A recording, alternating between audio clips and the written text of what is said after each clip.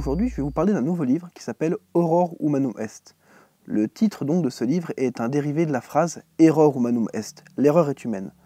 Mais ici, ça signifiera donc l'horreur est humaine. Voici donc le livre. Donc ce livre va donc nous raconter au fil de son histoire, d'une certaine manière, même si ce n'est pas un roman, diverses preuves de la créativité humaine en nous parlant de massacres, de tortures ou d'autres choses qui font toute la créativité de l'être humain.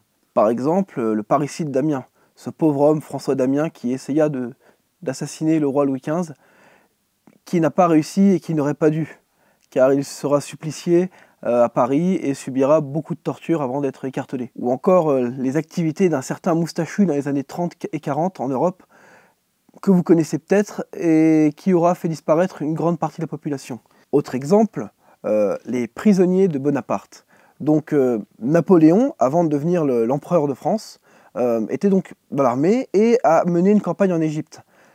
Après la campagne, il se retrouvait avec 3000 prisonniers sur les bras, mais ne sachant pas quoi en faire, il ordonna le massacre pur et simple de ces 3000 prisonniers à la baïonnette, en seulement 3 jours. Donc ce livre contient donc un échantillon, comme vous pourrez le lire sur la couverture, de la créativité humaine avec toutes sortes d'actes absolument horribles commis par l'être humain, et tout cela dans un style graphique très très simplifié, presque enfantin, qui donc fait relativiser sur toutes les horreurs que raconte ce livre.